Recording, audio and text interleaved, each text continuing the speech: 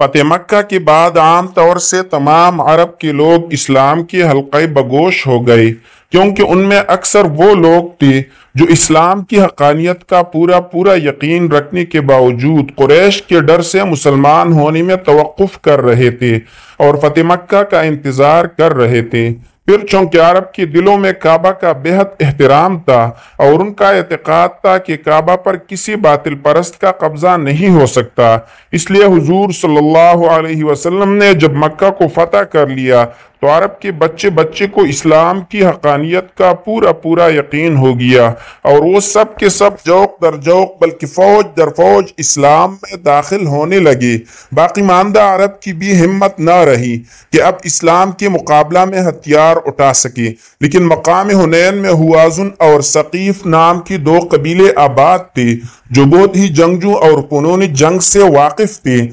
ان لوگوں پر فتح مکہ کا الٹا اثر پڑا اور ان لوگوں پر خواہ مخواہ کی جاہلیت کی غیرت سوار ہو گئی اور ان لوگوں نے یہ خیال قائم کر لیا کہ فتح مکہ کے بعد ہماری باری ہے۔ اس لیے ان لوگوں نے یہ طے کر لیا کہ مسلمانوں پر جو اس وقت مکہ میں جمع ہے ایک زبردست حملہ کر دیا جائے۔ چنانچہ حضور صلی اللہ علیہ وسلم نے حضرت عبداللہ بن ابی حدرد رضی اللہ عنہ کو تحقیقات کے لیے بھیجا۔ جب انہوں نے وہاں سے واپس آ کر ان قبائل کی جنگی تیاریوں کا حال بیان کیا اور بتایا کہ قبیلہ ہوازن اور ثقیف نے اپنے تمام قبائل کو جمع کر لیا ہے اور قبیلہ ہوازن کا رئیس اعظم مالک بن عوف ان تمام افواج کا سپہ سالار ہے اور وہ 100 برس سے زائد عمر کا بوڑھا ہے۔ درید بن سمہ جو عرب کا مشہور شاعر اور مانا ہوا بہادر تھا بطور مشیر کے میدان جنگ میں لایا گیا ہے اور یہ لوگ اپنی عورتوں، بچوں بلکہ جانوروں تک کو میدان جنگ میں لائے ہیں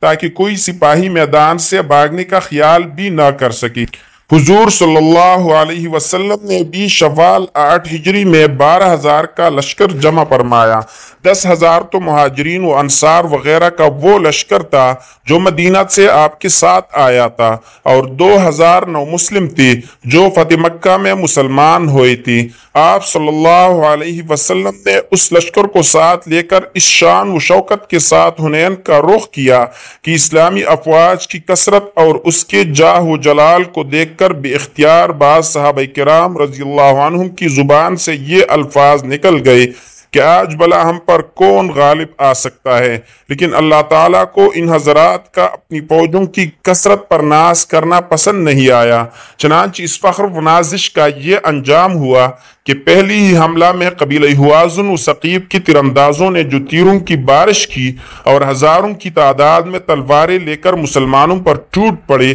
تو وہ 2,000 نو مسلم اور کفار مکہ جو لشکر اسلام میں شامل ہو کر مکہ سے آئے تھے ایک دم سر پر پیر رکھ کر بھاگ نکلے۔ ان لوگوں کی بگدل دیکھ کر انصار و مہاجرین کی بھی پاؤں اکڑ گئے۔ حضور تاجدار دو عالم صلی اللہ علیہ وسلم نے جو نظر اٹھا کر دیکھا تو گنتی کی چند جان نثاروں کے سوا سب فرار ہو چکے تھے۔ تیروں کی بارش ہو رہی تھی، 12,000 کا لشکر فرار ہو چکا تھا، مگر خدا عز و جل کے رسول صلی اللہ علیہ وسلم کے پائے استقامت میں بال برابر بھی لغزش نہیں ہوئی، بلکہ آپ صلی اللہ علیہ وسلم اکیلے ایک لشکر بلکہ ایک عالم کائنات کا مجموعہ بنے ہوئے نہ صرف پہاڑ کی طرح ڈٹے رہے بلکہ اپنی سفید خچر پر سوار برابر آگے ہی بڑھتے رہے اور آپ صلی اللہ علیہ وسلم کی زبان مبارک پر یہ الفاظ جاری تھے کہ انا النبی لا کذب انا ابن عبد المطلب، میں نبی ہوں، یہ جھوٹ نہیں ہے، میں عبد المطلب کا بیٹا ہوں۔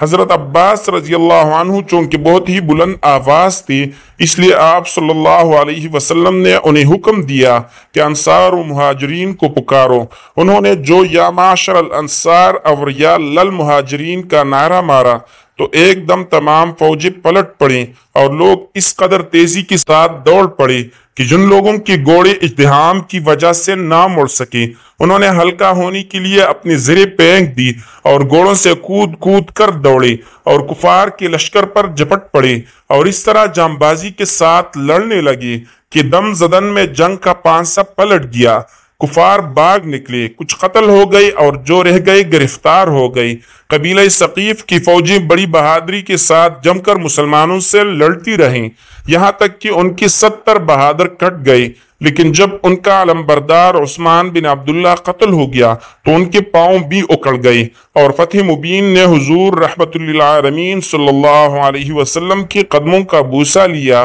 اور کثیر تعداد و مقدار میں مال غنیمت ہاتھ آیا۔